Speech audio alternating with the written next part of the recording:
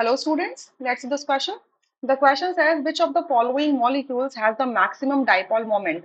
चार ऑप्शंस आपको गिवन है, आपको करेक्ट ऑप्शन चूज करना है. सो डाइपोल मोमेंट क्या होता है कि आपके दो चार्जेस हैं, एक पॉजिटिव चार्ज है, एक नेगेटिव चार्ज है. इन दोनों के बीच में जो डिस्टेंस है वो है d. सो इन चार्जेस को अगर मल्टीप्लाई कर देंगे उनके डिस्टेंस से तो वो निकलता है एक वैल्यू जिसे म्यू से रिप्रेजेंट करते हैं, उसको कहते हैं डाइपोल मोमेंट.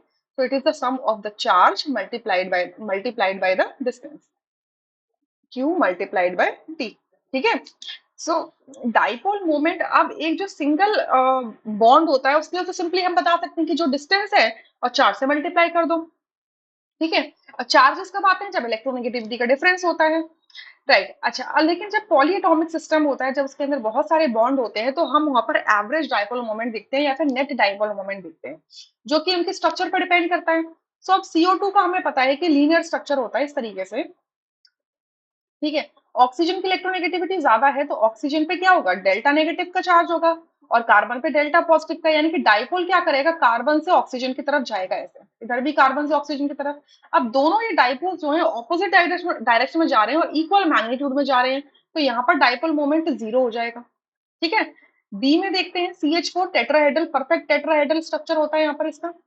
सो ये जो सारे बॉन्ड डिस्टेंसेस होते हैं ये सारे इक्वल डिस्टेंस पे, इक्वल एंगल पे होते हैं. ठीक है. सो कार्बन हाइड्रोजन में कार्बन की इलेक्ट्रोनेगेटिविटी ज्यादा है तो बॉन्ड डाइपोल कहाँ जाएगा? कार्बन की तरफ जाएगा. इधर भी कार्बन की तरफ जाएगा. तो सारे ये डाइपोल्स हो रहे हैं एक जगह क्लब होंगे, एक दूसरे को नलिफाई करेंगे, इस वजह से डाइपोल मोमेंट यहाँ पर भी जीरो हो जाएगा. ठीक है. अब बात आती है सी में, NH3 में. NH3 का स्ट्रक्चर पिरामिडल होता है. यहाँ पर एक लोन पेयर प्रेजेंट होता है. ठीक है. सो नाइट्रोजन हाइड्रोजन में नाइट्रोजन की इलेक्ट्रोनेगेटिविटी ज्यादा है तो डाइपोल कहाँ पे जाएगा? नाइट्रोजन की तरफ पॉइंट आउट करेगा. ठीक है. और नाइट्रोजन के ऊपर लोन पेयर है जो कि लूजली हेल्ड इलेक्ट्रॉन क्लाउड है, तो वो क्या करेगा? वो भी एक छोटा सा मैग्नीट्यूड देगा जो लोन पेयर से, मतलब नाइट्रोजन से अवे होगा. सो ये चारों जो बॉन्ड डाइपोल्स हैं और एक आपका जो लूजली हेल्ड इलेक्ट्रॉन क्लाउड का जो डाइपोल है, वो क्या कर रहे हैं? एक ही डायरेक्शन में जा रहे हैं, अपवर्ड डायरेक्शन में, तो री होंगे और एडिटिव नेचर में देंगे तो इनका जो डाइपोल होगा वो नॉट इक्वल टू जीरो होगा. ठीक है. सेम अगर मैं NH3 को देखूं तो सेम पिरामिडल स्ट्रक्चर आएगा. सेम पिरामिडल स्ट्रक्चर है, सेम लोन पेयर है नाइट्रोजन के ऊपर. ठीक है. बट यहाँ पर फ्लोरीन की इलेक्ट्रोनेगेटिविटी ज्यादा है तो बॉन्ड डाइपोल फ्लोरीन की तरफ पॉइंट आउट करेंगे.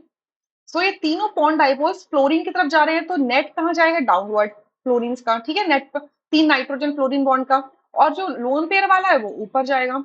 तो एक छोटा सा डाइपोल ऊपर जाएगा और एक बिग डाइपोल नीचे जाएगा, तो नेट डाइपोल क्या होगा? कैंसल आउट हो जाएगा एक दूसरे में. तो ये भी नॉट इक्वल टू जीरो होंगे. सो अगर मैं सी और डी को देखूं तो सी और डी में मैग्नीट्यूड होगा, बट मैग्नीट्यूड किसका ज्यादा होगा? सी का ज्यादा होगा, क्योंकि यहाँ पे चारों जो बॉन्ड मोमेंट्स हैं, जो डाइपोल मोमेंट्स हैं, एडिटिव हो रहे हैं.